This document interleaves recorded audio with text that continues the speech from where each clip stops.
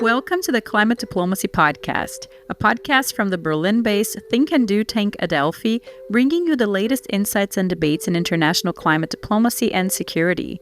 We are your hosts, Raquel Monayer. And I'm Alexandra Steinkraus. In this series, you will hear from experts and practitioners offering their take on climate foreign policy, climate-related impacts to security, and promoting peace and resilience in a changing climate. For more information, please visit climate-diplomacy.org or follow @ClimateDiplo on Twitter. Hello, everyone. Hello to our listeners, and welcome to today's episode, which is all about BCSC. And kudos to you listeners who clicked on this episode after attending the conference or following it online or watching sessions later on or reading the summary or following the so many social media posts. I mean, there was so much BCSC lately, and I guess you love it as much as we do. We very much appreciate you for this. It's going to be fun. Firstly, because I get to interview my colleagues, Alexandra Steinkraus and Laís Clemente. You know Alex already. She's a co-host in this podcast.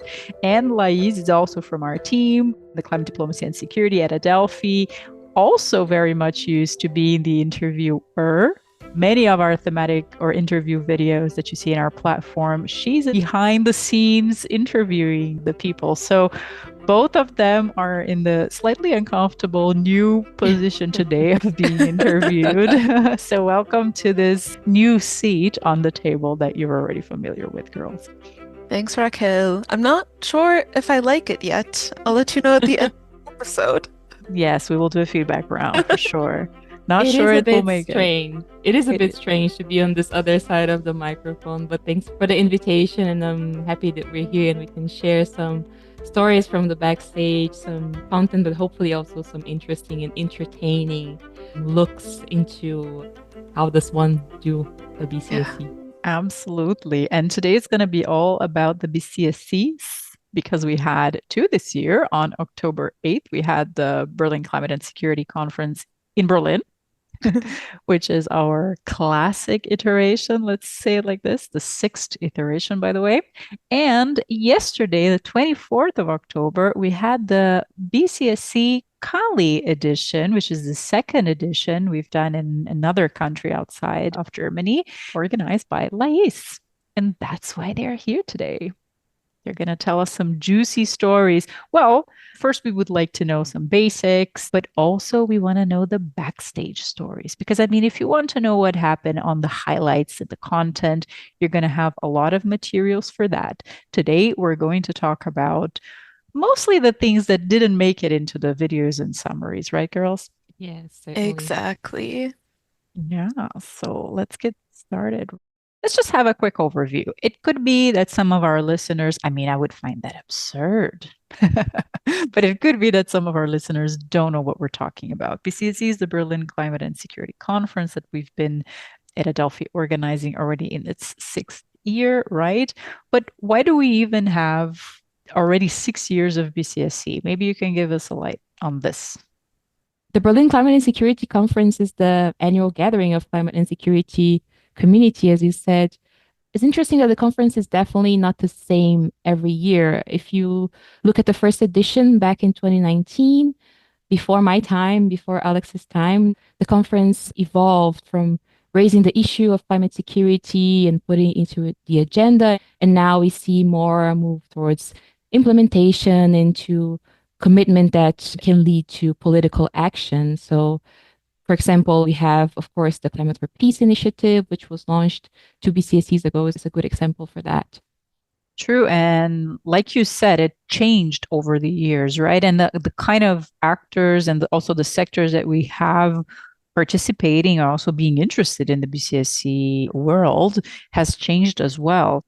Maybe you can say a few words about the role of these different actors and sectors like defense, intelligence, new actors that maybe would be unthinkable a few years ago and today are more and more part of the conversation and just, joining this changing multilateral geopolitical context. Definitely. I mean, BCSC always brings together a wide array of different actors, from high-level political actors and government representatives to climate security experts and different representatives of different international organizations and practitioners. And we also need to make sure, and we are working together to bring together different sectors at BCSC. And I think this was very clear in 2022. One of the key takeaways from the conference was that we need a common language for climate action and security, and this still needs to be developed. And I think there's already a pretty strong recognition of the need to reduce the carbon footprint within these sectors. Fundamentally, security threats are changing, so we also need to re-examine the role of the different sector, and BCSC is one of the places that we can come together and do that, and also have done that in 2022 and all the way into this year as well, and kind of ask these key questions of, can the military be repurposed to face humanity's ultimate threat? Since now in different regions of the world, the changing climate and conflict is causing more deaths than traditional hard security concerns. And I think BCSC also creates a really great space for pushback isn't quite the right word, but there's also a fear amongst some actors of the securitization of the climate change agenda, which is fair. But I think it's not about the hard security institutions taking the lead, but making sure they're playing their role. And I think when it comes to understanding, it's always good to come together and connect these dots. And BCSC has served as one of these platforms where the humanitarian community, other traditional kind of climate security actors, and hard security can come together across the spectrum.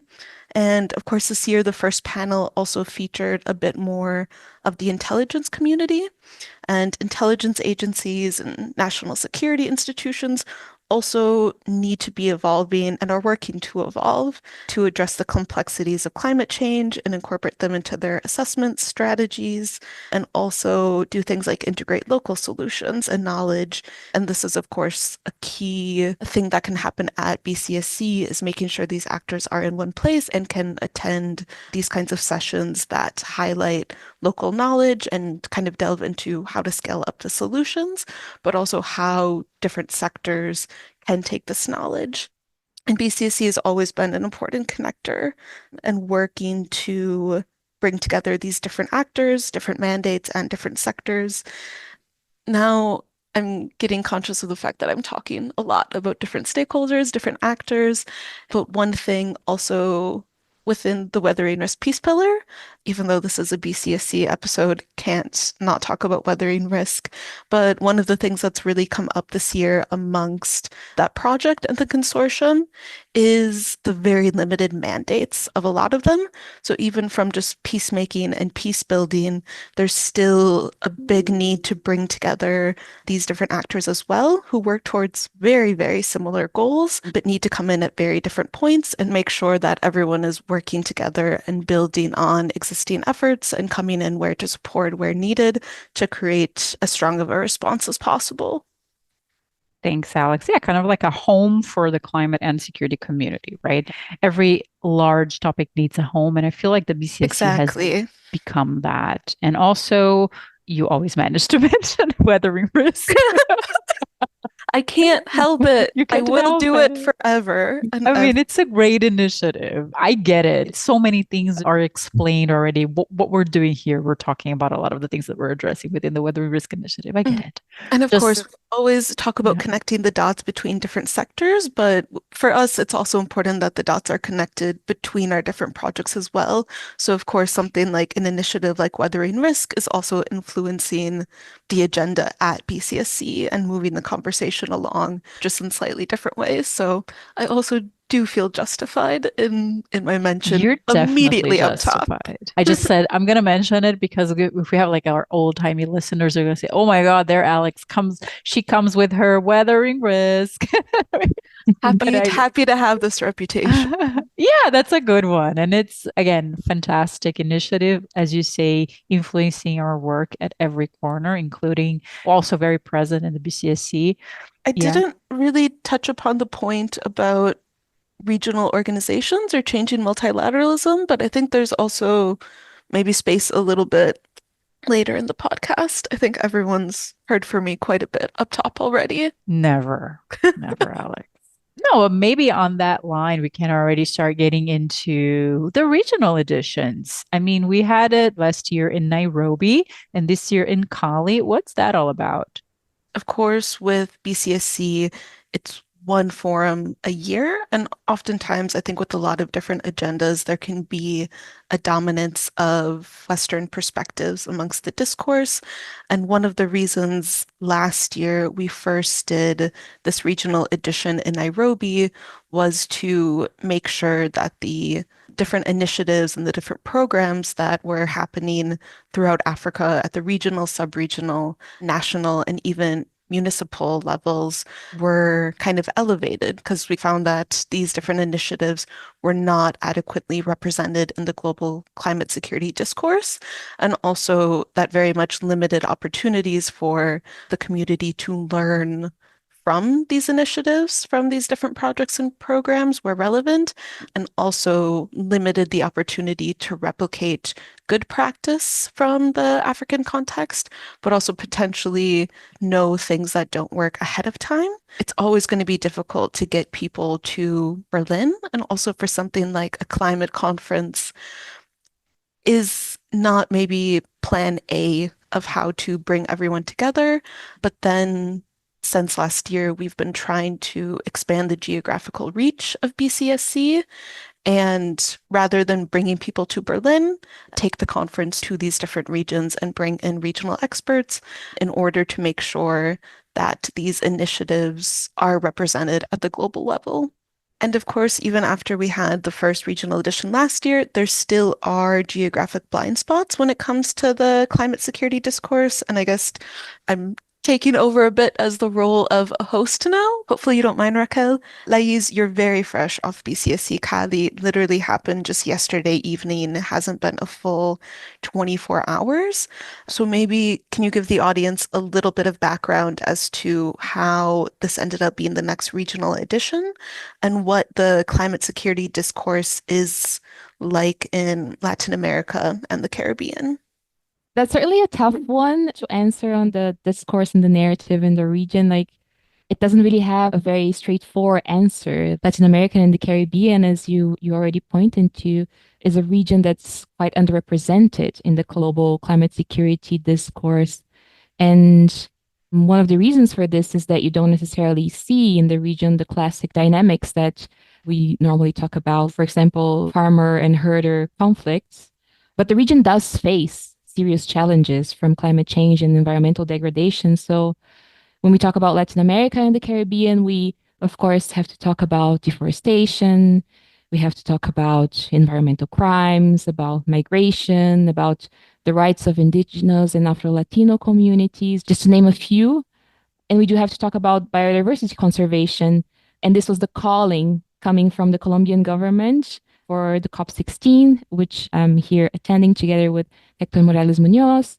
So the Colombian government chose the motto of Paz con la Naturaleza, peace with nature, to really integrate these agendas of peace, security, climate action, and biodiversity conservation. And this goal is what many months ago drove Hector, a senior advisor here at Delphi, to push for a BCSC in Cali to be made on the sidelines of COP16. And yeah, big shout out to Hector, by the way. Yeah, no, so for our listeners, Hector was already in the podcast. There's a podcast about Colombia on transitional justice. So for those of you who listen to that podcast, that's who she's talking about. Exactly. So the goal here with BCSC Cali and with the different side events that we're organizing and participating is really to integrate these agendas and to bring Latin American and Caribbean perspectives and voices to the global climate security discourse. Yeah, and that's so relevant. It's really important to diversify our understanding because you're right, there's a lot of this very classical water conflicts, livelihood conflicts that we talk about in the climate and security communities, but there's much more than that. Maybe Latin America and the Caribbean is in a slightly different stage of the climate related security issue, but it is going in the exact same direction. So perhaps there's an opportunity to act in a slightly earlier stage for things. Not everywhere, though. In some places, situation is already pretty dire, like in the Central American dry corridor.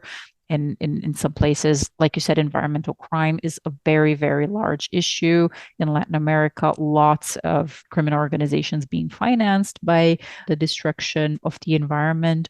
Different pathways for sure. Very important to connect those topics and to bring in the biodiversity and nature dimensions to the conversation. So, yeah, very good. And maybe both you, Laís, and Alex, maybe you already have a few insights into some of the key takeaways that came from both BCSC iterations. Definitely. The summary should be out by the time we're posting this episode. We're finalizing some of its beautification. So I think hopefully you will be able to click on the description of the episode and also view the entire one. So I also won't go too in depth for the different key takeaways, knowing that you can read through them with the link in the description. And I love the word beautification. I'm going to use that. My husband is saying that I'm taking too long to get ready. I'm saying, excuse The me, I'm in my beautification process.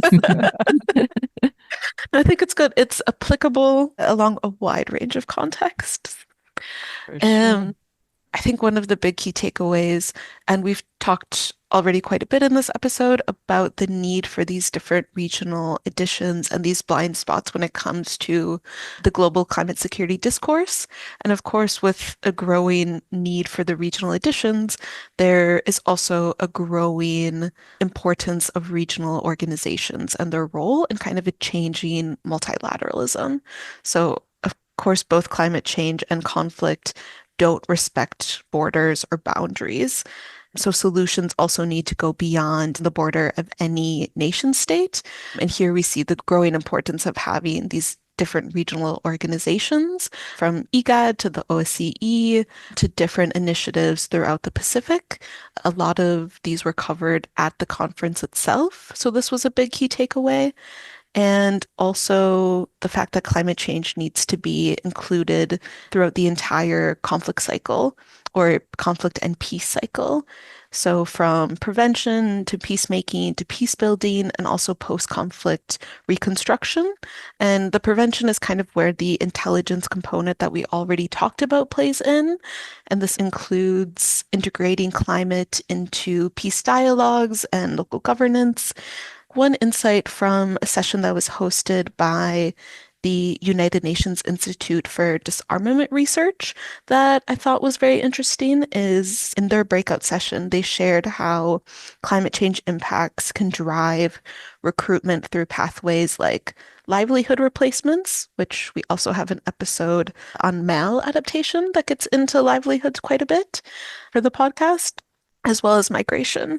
So climate action can create co-benefits for peace building and livelihoods, and supporting the reintegration of soldiers and restorative justice for victims can therefore provide a basis for sustainable post-conflict reconstruction.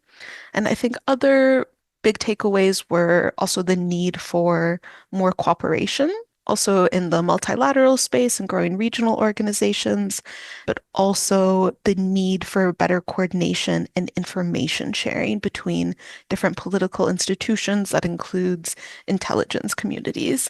I think one call that we see so frequently is the call for more data. And at BCSC, I think it's been multiple years in a row that we need to strengthen the call for increased data and information sharing to reach different people, and not only the need for more, because I think the evidence base is quite strong when it comes to finance, I think especially with the increased spotlight on climate finance for peace from the last COP, also, of course, going into Baku, that's not too far away, but a strong need for local solutions to be scaled up and inclusive approaches, but also the need for different financing and funding mechanisms to be able to tap into these approaches and be flexible enough to be able to reach these actors.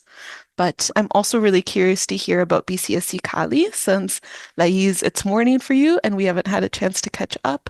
So I'll just say that a lot more key insights and takeaways can be found in our summary document, but I'm excited to hear about the Cali edition. So I love what you said about data because it speaks so much to the elements of cooperation and multilateralism that we always say it's so important for addressing the risks, and data as being something that is expensive, difficult to attain, and generally of a regional nature as a showcase of how cooperation and multilateralism can support addressing climate risks to security. So I like that very much. Laís, tell us. Yes, it's quite fresh, but we're going to for sure to have a document afterwards, giving a bit of a look into the conversations that happen at BCSC Cali at this a bit different format that we organized. A smaller edition of BCSC was a working dinner where we had a panel, but also participants could actively engage first among themselves and then informing the wider conversation. So we're able to get inputs and views and perspectives from everybody that was invited, really.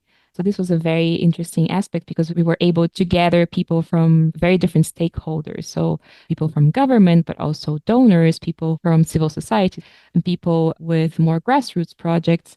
And this, of course, enriched the conversation. We had perspectives from, of course, Colombia, but also Haiti and Mexico and Brazil. And we had a lot of talk about nature-based solutions, the peace potential of conservations, cities, and migrations. Amazing. And does a working dinner work? Because I'm very curious about this. Honestly, me too, because for Nairobi, we also had the Kenyan Ministry for Foreign and Diaspora Affairs, since they've also been a big regional leader in climate security initiatives. So we had a very similar kind of conference setup as we would for a Berlin edition. But I love the idea that a regional edition, the format can adapt to suit the needs that are at hand. And it was also adapted to suit the needs of the context that we're in, which is in the middle of the biodiversity COP, where there's so much competition, so many different events happening, mostly during the day. So we made this decision to organize and have an event at night or in the evening, separated from the whole COP craziness happening at the different zones, so that people could come and have this dedicated space where this discussion could happen without being distracted by a lot of different events going on at the same time. And the format of the working dinner was also a question for us, to be honest. Is this going to work? Are people actually going to be able to have meaningful conversations? But it was very interesting to see like people having their food, but at the same time having by the side a little notebook where they were very interested, taking some notes from the discussions they were having at the table. And yeah, somehow I guess the food also brought a little bit of an extra energy. The food and the lulo juice that we were serving, which is a typical fruit here in Colombia. The sugar brought an extra level of energy for everybody. So at the end, the format, I think it was a success. And I think it's really interesting because also within the version of BCSC in Berlin, one of the things we always need to strive for every year is to make sure there's adequate space during the conference, but also in the sidelines, maybe the day before or the day after, for these kinds of continued conversations and more bilateral meetings and informal spaces to have these conversations. So I think that's really interesting that for Cali, a little bit of like the informal nature of some of these meetings could also be harnessed in the format of it itself. Very interesting insights. Looking forward to the summaries. Well, every year BCSC season is also pre-COP season. And generally all the focus is on the climate COP, the UNFCCC COP. But this year, there are 3 COPs going on: climate, biodiversity, and desertification all in one year, plus BCSC, of course. We're right up that alley. I guess my question here is, I mean, we're always addressing a little bit the kind of trends, the kind of topics that are going to also come up at COP, but from the security perspective, of course. How is it this year? I mean, things are still a little bit in the air. We don't know exactly how climate and security will feature there, but we do know that it will feature also as a continuation at the work that already started in Egypt and now in the UAE with the declaration. So there is some work that is being followed through every year. And now COP is, I'm talking about climate COP now, but biodiversity COP is happening as we speak. So too late for pre-analysis, but next COP is climate COP in Baku, Azerbaijan. Yeah, and how do the conversations that we have in the BCSC iterations play into a coming COP? At least, what do we think? With BCSC, one of its big functions is as an agenda setting conference for the climate security community, taking stock of what progress has been made, where we need to go. And that, of course, also happens in regard to traditionally the climate COP, the one hosted by UNFCCC, but also this year we had a growing focus on land use desertification and had a session hosted by Adelphi, UNCCD, and the Weathering Risk Peace Pillar on land use and transboundary cooperation. And I was actually looking at the agenda earlier today from the last 3 BCSCs as kind of a refresher for myself. And each year, as BCSC is always in October, we always take advantage of the timing. And also, it's not a coincidence. We do plan these things accordingly to make sure that BCSC can influence the upcoming COP, and in this case, with an S, COPs plural. But we've always hosted a spotlight session and allowing the host kind of government or an institution working on the climate, peace, and security element of the upcoming COP as a spotlight to be able to reiterate what has happened, especially since with these different COPs, now peace has been a growing theme at the UNFCCC one, but that's a relatively new development with Egypt first a few COPs ago, and then, of course, with the declaration last year and the upcoming COP in Baku to further give a platform for what that peace day will look like, and also kind of get reaction and taken questions from the climate security community. I think it's also really important that these spotlight sessions aren't only a keynote speech, but they do take in audience questions and give a platform for a little bit of dialogue. And also then, of course, there are all of these different meetings in the margins that happen. So that way the key actors that are attending the conference can also have some of these side meetings, also take these conversations further. And I think we're at a really good spot in the year to be a place to take stock, but inform these next kind of international fora that are on the agenda throughout the year. For sure. And we're going to be at the desertification COP as well in Riyadh this year, launching a very interesting report, flagship, new of its kind, looking into the relationship between land, peace, and security in the context of the Peace Forest Initiative. And this is a report that is done together with the UNCCD, the Desertification Convention. So something to look out for. I think we already mentioned it, but just to bring it home that this is a space that we're also participating in for the first time. It's incredible how much it has become imperative for all of these fora to discuss peace and security. It's a statement on itself, right? Certainly.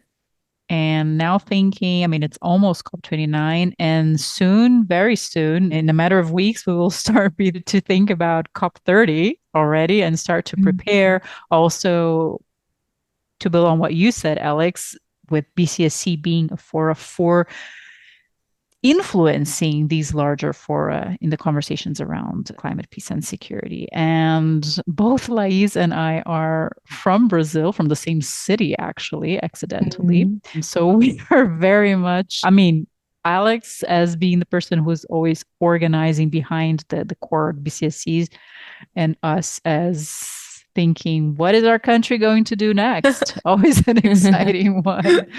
Laís, Yeah. what do you think will come from COP30? I mean, everything is hypothetical and a conjecture at this Mhm. point, so don't be shy.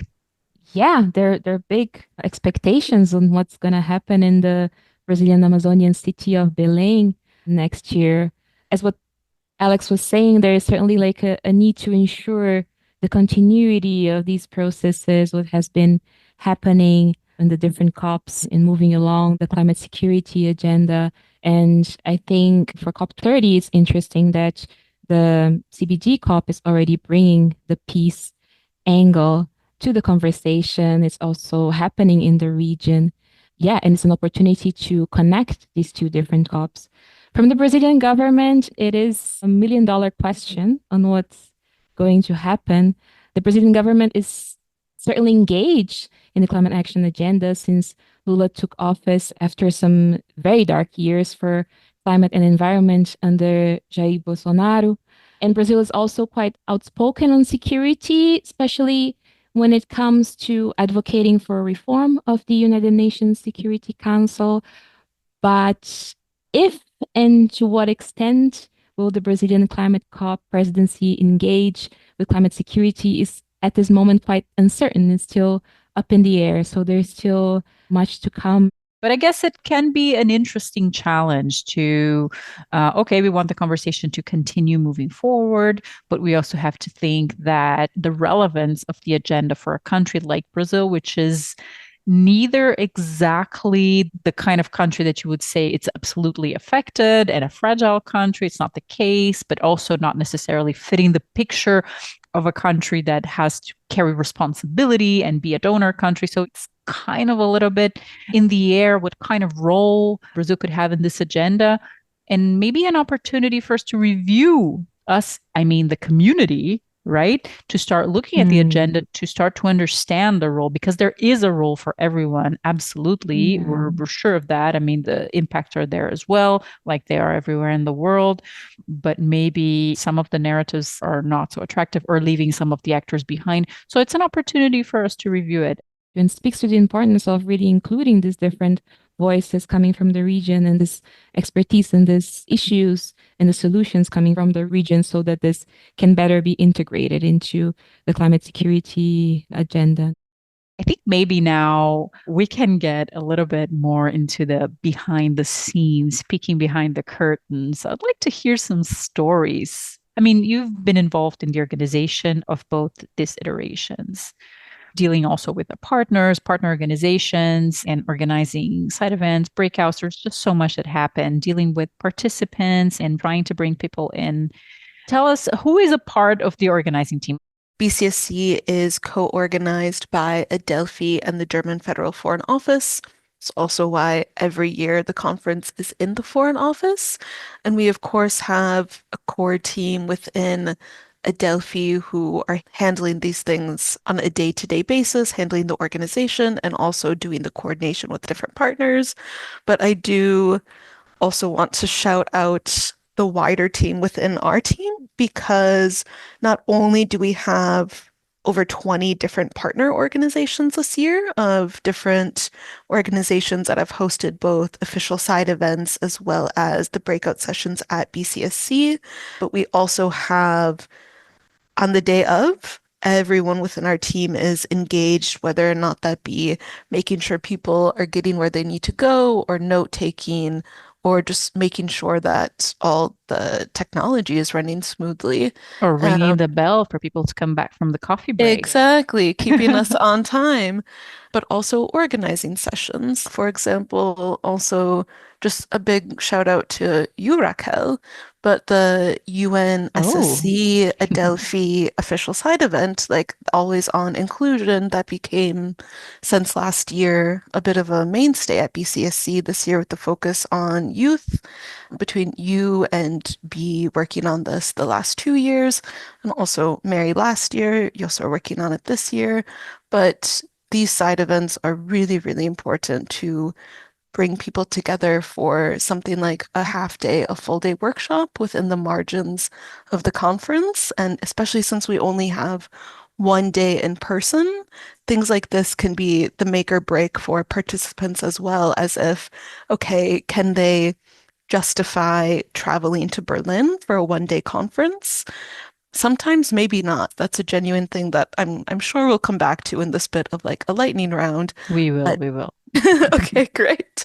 But by having these official side events, it becomes a lot more justifiable for a lot more people to come. For example, we had 4 different side events the day before BCSC this year, hosted by some great partners. And the day after, we also had 2 other really great side events, both at Adelphi with the Toda Peace Institute, and then later that evening, an event hosted by the Irish Embassy here in Berlin.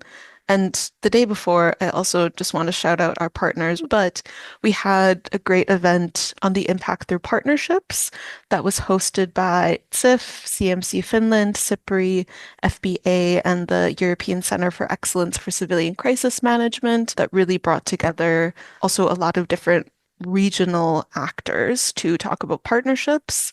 Also, this event from advocates to experts, an intergenerational exchange on climate, peace, and security that was hosted by Adelphi and the United Nations System Staff College, which I do have to say the name was borrowed from a former episode of the podcast that I did because I couldn't let it go and I encouraged B to use the name again.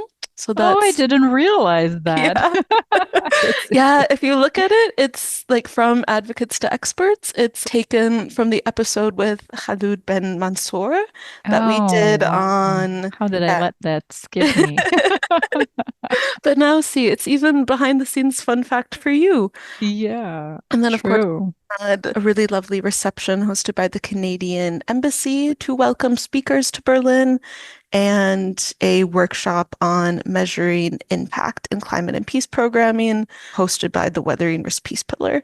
And of course, I know that I've said a lot of different organizations, but they're all really wonderful. And I do want to give them the credit for really being a part of the organizers of the conference, but also these spaces and the ability to dive into these topics a little deeper really do make a difference. So, a big thanks to everyone at Adelphi, our events team, but also huge thanks to the partner organizations that really we work with very closely to make sure the conference is great every year. Our events team, they do so much, such an I love amazing them so work. much. I know I don't Yes. listen to the podcast, but everyone should know that that team like is the backbone of so many things. It never gets the Yes, visibility, yes. right? Yeah, that's true. And I honestly, I think that they would roll their eyes if they knew. I They're would like, say we this don't out need loud. that. We're just Exactly. heroes. Heroes don't wear capes. Yeah. No, and that's truly the case. Yeah. How about Cali, Lace? Any interesting stories? How has it been with building partnerships? I mean, it was much more difficult because it's a different country. It had to do everything from a distance. And it was also kind of last minute that we were sure that this would be able to happen. So definitely completely different dynamics there. Very different dynamics. It was a smaller event. Also, we didn't have side events, though we have other side events that we're organizing within the context of COP16. But here for BCSC Cali, our big partner was the German embassy in Colombia that provided us with support before we came and after we arrived here in Colombia. We also had during the event remarks from Leonard Maue, from the German embassy in Colombia. So we were able to count with this partnership, which turned out to be very successful. Amazing. And how is it? to get all these high level participants. I mean, it's so difficult to get the right people in a room. We know that anyone who has ever organized any event, even an online one, knows how difficult it is. And every year we get these BCSCs bringing in the highest of the high level people. So give us a little bit of an insight on how do you manage to pull that one off? Here is where, of course, the partnership with the German Federal Foreign Office in BCSC and the fact that Adelphi and the Foreign Office are co-organizers really also goes a very long way because by virtue of co-hosting this conference and also being the physical host, that already indicates like a very high priority for climate security on the German agenda, which is certainly true. But from Jennifer Morgan's office, there's always a huge willingness and a want to play a role in the conference every year because they also have ownership over it. And also from the foreign minister's office. I mean, this year, that was really exemplified in the fact that she had a 45-minute keynote and she had essentially a PowerPoint presentation to go along with it. And I think that shows how high this importance is also on her office's agenda. And that was So that really impressive speaks to for that. everyone in the Yeah. room. Everyone was so impressed by Mhm. that. I mean, how often do you hear such a long, more than a Exactly. speech? It was It more was than like a just a TED speech. Talk. It was like a It, TED Talk. it was unbelievable that the Yeah. minister really took her time and took that, like you said, the word ownership. The ministry Hmm. really does feel like this is something they want to be involved in actively and in the content as well. It was really interesting to hear Annalena Baerbock. Having the Foreign Office makes it a step easier to also engage with other high level participants. Every year, we literally just draft, actually, not that many, because we also don't want to have a situation where all of a sudden we have panels of 8 people because we had so much interest. But every year we decide with the Foreign Office, okay, given the content of this conference, who is it really important that we engage politically and on a diplomatic level? And then we work together to send out those invitations. And I mean, I wish I could say that we had a really clear process, and in some ways we do, but most of the time it is after that initial conversation is had, all the letters are sent out. It is a lot of really short emails and a lot of really long phone conversations, just based on the feedback that we're getting. And then everything kind of falls together, but it is a lot of asking people, are you in the spreadsheet? I need to update like the availability of X speaker. Please get out. I got one of those messages. It really is that just after the initial outreach, just a very long conversation about, okay, who isn't available to come? What else would be a great fit on this panel to make sure that the panel can speak to the topic that we've kind of foreseen for it and make sure that it fits well with the background of the different speakers and country representatives. It's just a really long, continuous conversation. And of course, high level confirmation is usually the last thing to fall into place. With the high level, you also never know if something pops up like within a different country context and all of a sudden Mm. they're needed elsewhere. Those changes can happen up to the day beforehand. And even if it isn't something political that's happening within a country preventing people from traveling, I mean, last minute changes can also happen where last year we had Jennifer Morgan set to open BCSC, but she fell ill after being at a different conference when she was on her way back. So that was now with the Oh, fair distance, true. I can talk about it. I can get it out. But getting a text from the Foreign Office at 5 a.m. the day of the conference saying, hey, we'll need to update the program because unfortunately Jennifer Morgan is ill and cannot attend the conference. It's not just political situations that can create these last minute change ups, but also just human situations and things like that. So it's always very, very dynamic, but it really is something that we know the final lineup the day of the conference. That's Oh when we my have the God. final Yeah. lineup. And that is so difficult to manage because I mean, now we can get maybe in a little bit more of the even more backstage Of the part backstage. of the organizational things because both of you paying a lot of attention on bringing the balance of gender, of regional distribution, sectoral diversity, and everything. So if you're trying to make something as diverse as possible and then one person drops off, then it kind of throws off the diversity balance. Not necessarily, because of course, as we know, we shouldn't have people as tokens, but oftentimes we have a person that is coming to speak about a specific context and then they're not there anymore. Yeah. Very difficult person to substitute. So tell us a little bit about the rules for how to put these panels together. Yes, there's some guiding principles, let's say, and when it comes to how to put these different panels that we have at BCSCs together. The first is quite simple and it applies to every event that we organize. Here it's a no manel rule, so no male only panel. That one should be celebrated. Let's say when all of us together, no manos. No manos. That should not exist anymore. Come on. Yeah, not. And actually, this year we had 60% speakers who were women throughout the conference, from the main stage to the breakout sessions. So I think we very well delivered on that key organizing principle. And for the Yes, ones, the people out there who are saying that it's difficult to not do manuals, This is because the again, easiest part of the job. yeah, okay, yeah. okay. I just wanted to have it. Finding well-qualified women, that's It's the everywhere, lowest of the literally. low on the challenges. Yeah. Can't Non-consistent. sneeze without looking at the direction of a qualified woman. So no excuses. And at BCSC Cali as well, we had a panel with one man. So it wasn't really something that was really thought of before. It ends up becoming kind of second nature, I think, after a while. We also have Just as- so just many as a- amazing women as partners. With time, it becomes less and less of a thing that you even have to think about. I agree. It's Yeah. automatic.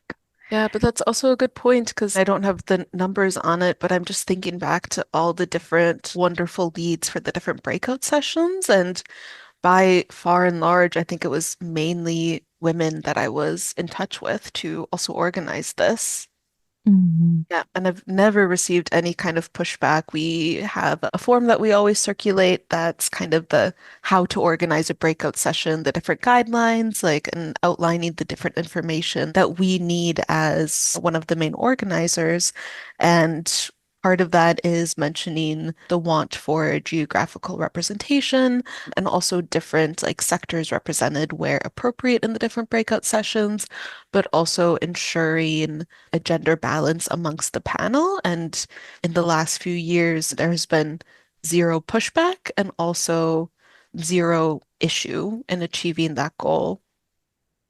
Yeah, I think it's quite understandable. And another point that you touched, which is ensuring a broad range of participation geographically, it's also a very important one. And I think one that's trickier to achieve when you're doing a conference. Yes, definitely more difficult.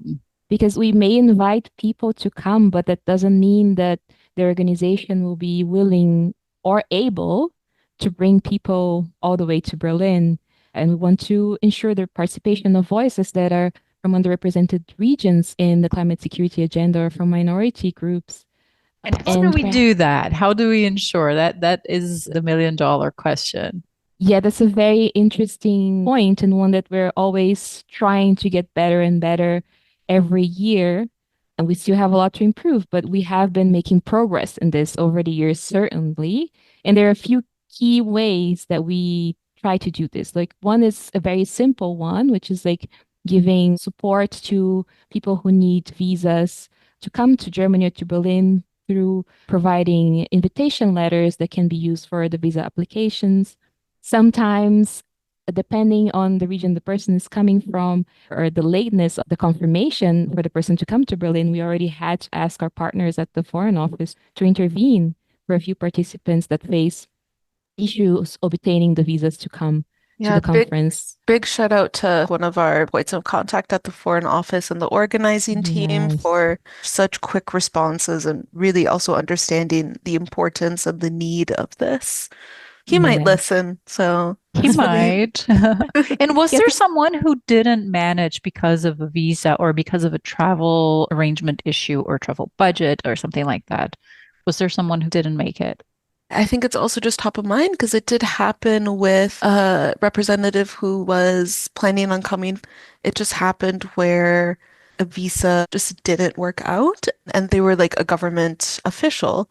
So I think that was also just a good lesson in it's not only speakers who are coming from civil society organizations or different institutes and think tanks, but it's also something that we need to think about from the government level, because this year it did impact one of the panels and it was a very last minute, the weekend before BCSC. It didn't work out. I can also say something about the youth inclusion Yeah, shop please. that we had. It was not open. That's why there's not a lot of information out there, but we're also going to put out a practical note. We wanted to have as much as possible youth representatives, obviously, Mhm. but that had some kind of experience or knowledge or case studies or stories to tell on the relationship between youth inclusion and the climate peace security agenda. So it's something super specific. That it's not like there's, hundreds of people out there that you could call upon. It's not, it's very niche, but still we wanted to have those representatives with this kind of background and from different regions. So that's already a tall order in itself. But we did spend quite a few months reaching out to everyone that we could. And in the cases of representatives from the Global South, or sometimes even without organizational affiliation, we did offer to cover their travel costs.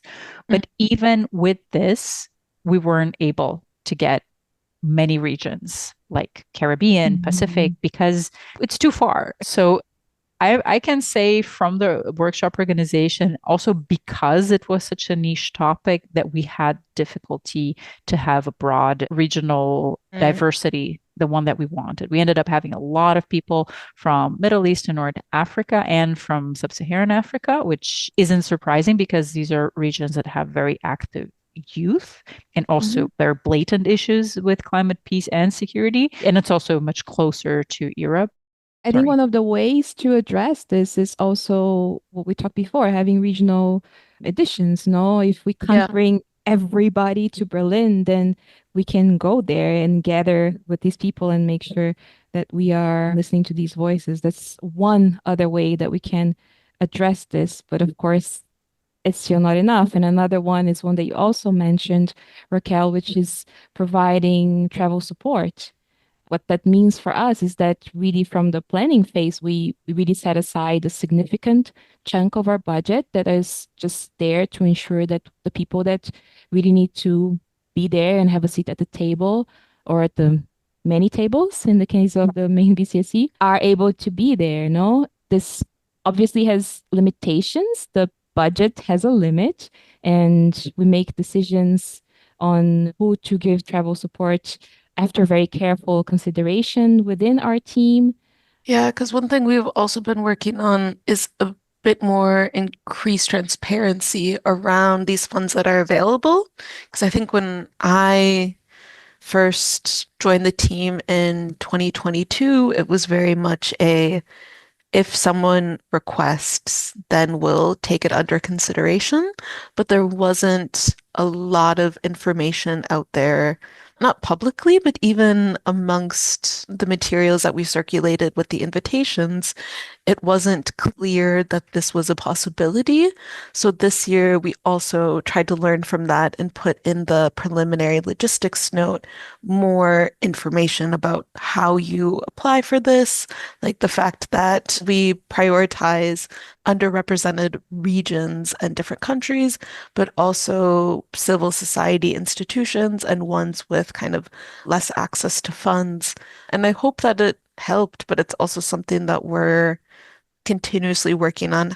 Yeah, I mean, we're learning ourselves, right? This is something that Hmm. became very clear in the youth inclusion workshop that it's not like we're here to just be engaging with these actors, but we actually need lessons on how to engage youth correctly, meaningfully, and always. So, for example, one thing that I personally have learned from the workshop, just listening to their youth representatives, was that perhaps we would have been more successful in getting people from different regions by engaging with youth networks, something I didn't think about. I mean, we were going through our context, through our partners, and we're simply not sensitized by the fact that youth organizes themselves in different ways. So thanks so much. I hope you enjoyed being on the interviewee seat. And I have just a final question for you two. How much have you slept in the last 2 weeks?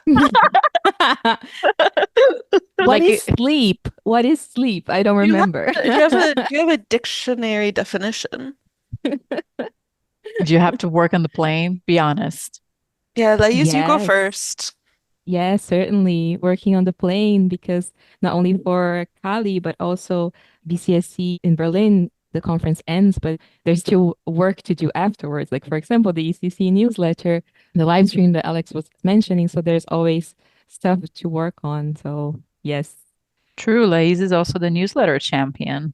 Mm-hmm. Plus all the other work, right? Because I mean, it's not just BCSC, as incredible as it sounds and as dominating as it is in the season, in the BCSC season.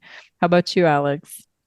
So I decided to go to Brussels last week for work. So I have to say my sleep is on a minimum level because, of course, like Laís said, we also have all of these post-conference activities. We need to get all of the photos online, get all the videos online, send the information to the different partners so that way they have resources that they can also share and showcase their session. I need to ask IT a million questions about how to transfer 40 gigabytes worth of video. Organize the purging karaoke night. Oh yeah, we did karaoke. And of course we have the conference summary, which is the big thing that I mentioned that of course now it's in its beautification phase, but not only do we need to host the conference and get everyone to the right place and make sure the sessions go smoothly and that all of the speakers are adequately briefed for their sessions, but then afterwards we also need to pull together the key takeaways and next steps and summarize the conference as well. Juice, basically. That's where everything is condensated into. Exactly. So, yeah. And we're very lucky to have two really wonderful project assistants, Raquel, different than Raquel. Not me. Oh, man. I thought you were saying something beautiful about me, but you it's already got your shout out. Raquel. We already had our moment. But Raquel and Dorian, who were super wonderful in being able to pull together the summary with some feedback and guidance, especially since I did make the decision. I think everyone thought I was a little crazy. On Monday, I went to Brussels to facilitate some trainings for the European Security and Defense College. Like Laís already said, there's a ton of post-conference activities in order to make sure that the conversation continues, in order to make sure that BCSC is an agenda setting kind of conference on the program for the year. Like we need to make sure that all these steps are followed and that we follow up properly. Otherwise, we lose a little bit of the conference's potential. But then other projects also exist. Like maybe there's a regional edition, maybe there's trainings. There's always a training. Yeah. Now, Laís, I can't steal like your tagline, but I've really awkwardly transitioned to you. It's BCS season for a reason. Is that what you mean? Yeah, that's exactly what I BCSC reason is one of very interesting discussions of important engagements, and it's also one of very little sleep. Yeah. Yeah. Amazing. Thank you so much. Loved your insights. I think our listeners will have fun. Hopefully they will. I definitely did. Hopefully you too. Yeah, definitely. It was a nice way to end a Friday and hopefully somewhat cathartic for you, Laís, that you could have the conference just yesterday evening and already maybe process some of the big takeaways and things like that. Yeah, and good luck with the events that are coming. Yeah, say hi to Hector for us. Thank you. Definitely, I'll do that. Thank you for having me over. It was very nice to chat and go over all the tiny details, interesting insights from how to organize a BCSC. Yes, saludos.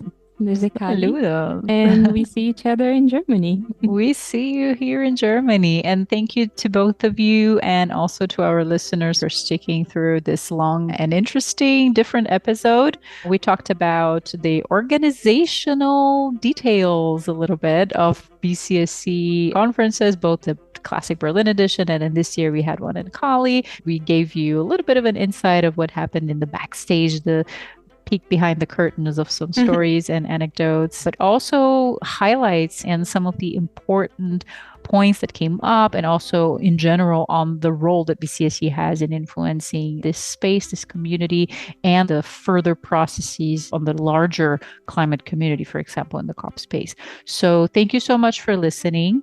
This was the Climate Diplomacy Podcast, and we will be back with another episode in a few weeks. And you can always follow our latest updates on Twitter under Climate Diplo or on LinkedIn under Climate Diplomacy and Security. Do follow us. Thank you for tuning in. And until next time, goodbye. Bye. Bye-bye.